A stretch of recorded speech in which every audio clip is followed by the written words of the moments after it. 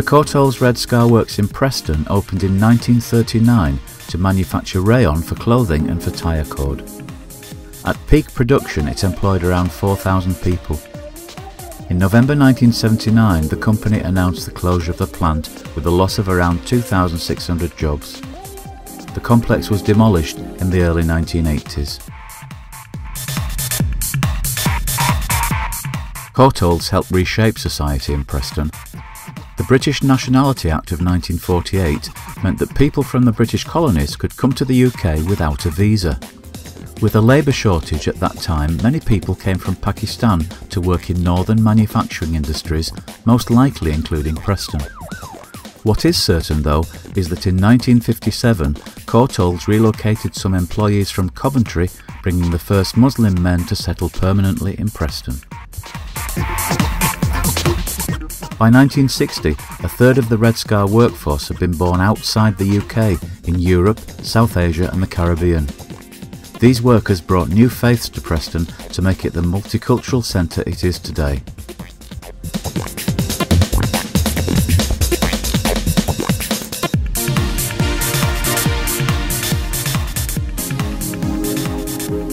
An outstanding gift of chemistry, rayon has swiftly climbed to the forefront of fashion within the space of a few short years. Today, rayon fabrics enhance luxurious creations from fashion headquarters here and abroad. Hundreds of millions of pounds of yarn are required each year to meet the ever-growing demand for rayon fabrics. Today, rayon brings new beauty and luxury within the reach of everyone, for every apparel use, in every room of the home. Woven, knitted, braided, in exquisite textures, patterns, colors, rayon fabrics brighten practically every household in the civilized world. For 40 years, from 1939 to 1979, Preston was a major centre for rayon production. Courtaulds was an Essex-based textile company which pioneered the commercial production of viscose rayon. In 1939, they opened their largest rayon factory in Preston. Cotton was the major employer in textiles in Preston until the arrival of the Courtaulds plant in the late 1930s. During the 1940s, Courtaulds urged the readers of British Vogue magazine to choose rayon products, and they promoted themselves as the greatest name in rayon, adapting the greatest name in cotton slogan of Preston cotton manufacturer Horrocks. In the 1950s, Courtaulds developed a new, durable, colour-fast yarn and chose Preston as the place to make it. This yarn was called Duracol. The coloured pigment was added to the viscose cellulose before being spun into rayon so that it was fixed permanently inside. Duracol was used in dress and household fabrics. Most other coloured fabrics of the time were dyed so the pigment was only on the surface. This meant that their colours washed out over time. The Courtaulds Red Scar factory dominated the landscape with its two 365-foot chimneys, part of its own coal-fired power station, and its two cooling towers needed to cool the water from its energy production. These would have been major landmarks in Preston between 1939 and the demolition of the site in the early 1980s. But just where were they? This is an aerial view of the modern-day Red Scar industrial estate, next to the M6 just north of Junction 31 at Samlesbury, and with its main entrance on Longridge Road as it leaves Ribbleton and crosses the M6 on the way out of Preston. In 1958, the twin chimneys and cooling towers of the Courtaulds plant were major landmarks.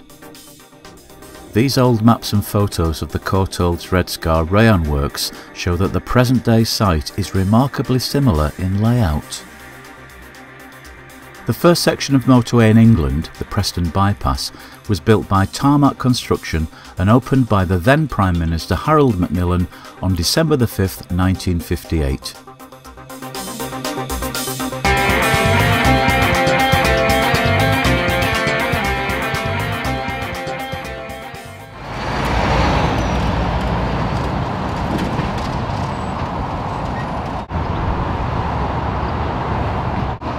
This is how that section of Preston Bypass looks today.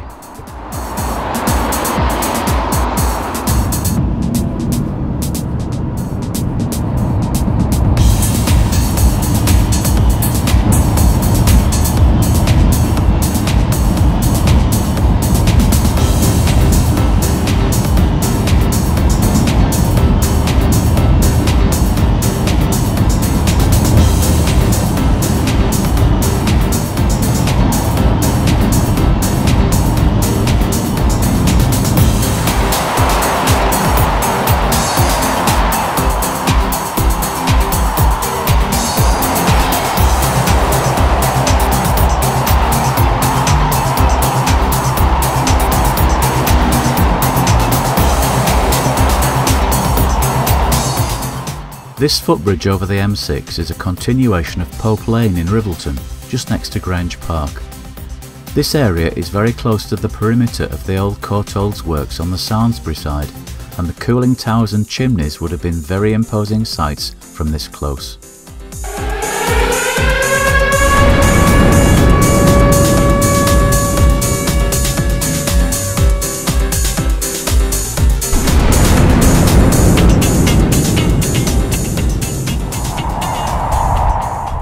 That view from this footbridge in the early 1980s is now hard to imagine, as this is now a peaceful area of open grassland with walks down to the Ribble.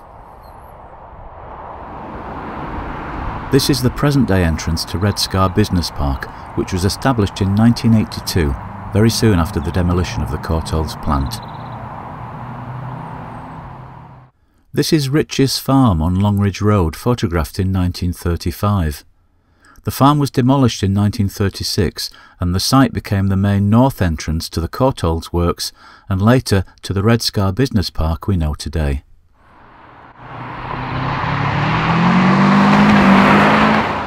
These maps show Rich's farm, the Preston and Longridge Railway and the stretch of road from the junction of Ribbleton Avenue Gamble Lane up to Rich's farm, which is lined, in the day, with farms and fields.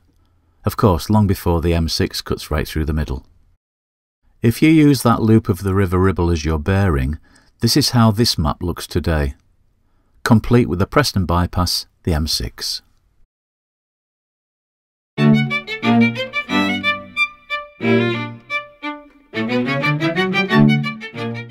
Red Scar takes its name from an old Elizabethan mansion which was located in a scenic position on the hillside overlooking the River Bend.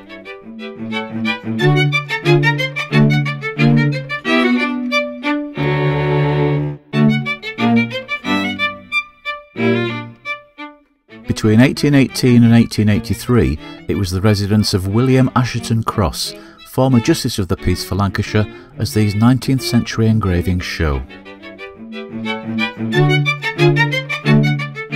The property was located in what are now the Gardens of Remembrance of Preston's crematorium, which can be seen to the right-hand side of this aerial photo. The house was demolished in 1939 to make way for the Courtaulds works, and a large part of the mansion's grounds became the Courtaulds plant. The site of the house itself remained undeveloped, and sadly, a beautiful mansion was lost perhaps unnecessarily.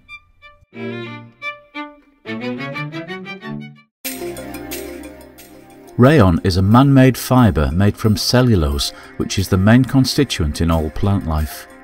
Courtaulds rayon was made by the viscose process. Wood pulp sheets are softened with chemicals and steeped and squeezed in presses to leave a soft pulp sheet. These soft sheets are passed to the floor below to be shredded into crumbs, which are aged in large containers for many hours. With the addition of more chemicals, more changes take place.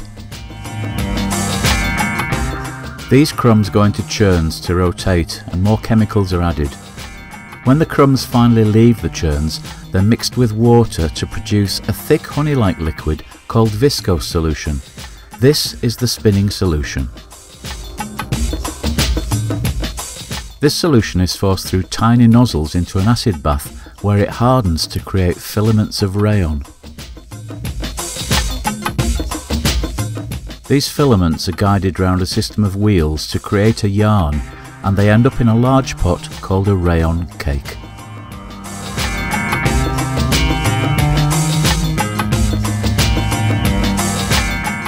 These rayon cakes are washed and then spun to remove moisture. The final drying is undertaken in automatic tunnel ovens on conveyor belts. The yarn is then finally ready for winding onto bobbins. Rayon was first developed for clothing fabrics, but its qualities soon led to its use in all sorts of household materials and, equally importantly in Preston, for use as tyre cord in the manufacture of motor vehicle tyres.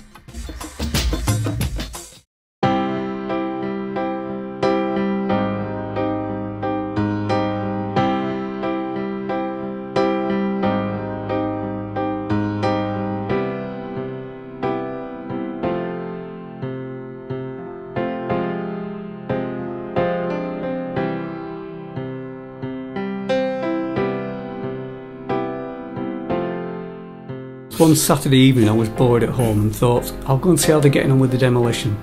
So I went along the back of the fence and was looking in. There was a hole in the fence. Everything was quiet. Now I knew the plant very well, so I had to wander in to see what there was. What I found was there was an electrical cabinet in there full of old relays which they were just going to scrap. Now a friend of mine was interested in getting some of these, so Monday morning we rang up the scrap company dealing with it and said, we've seen this cabinet, can we make you an offer for it? So then we got access in legally and went in and took cameras with us.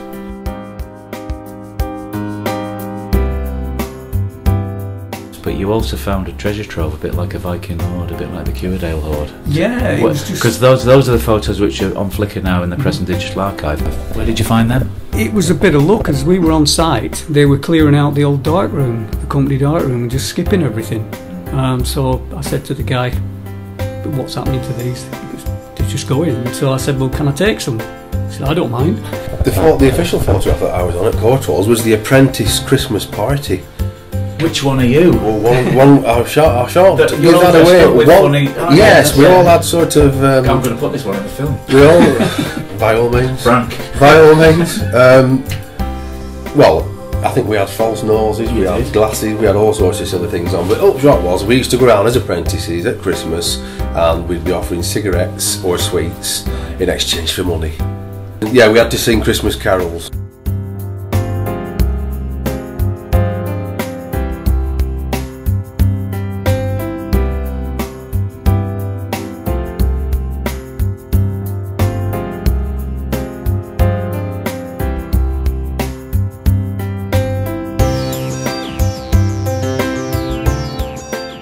Yeah, as part of the apprenticeship I spent 3 months in the drawing office, and one of the jobs I was given was to draw out an area for a new, I think it was a filter being put in.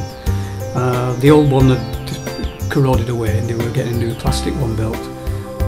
So I drew it out and drew where the new one was going to go, and then some guys, you know, went onto the maintenance team, they installed the thing, and then the amazing coincidence was that I was there when they were demolishing the place and the crane was lifting this thing out that I'd done the drawings for.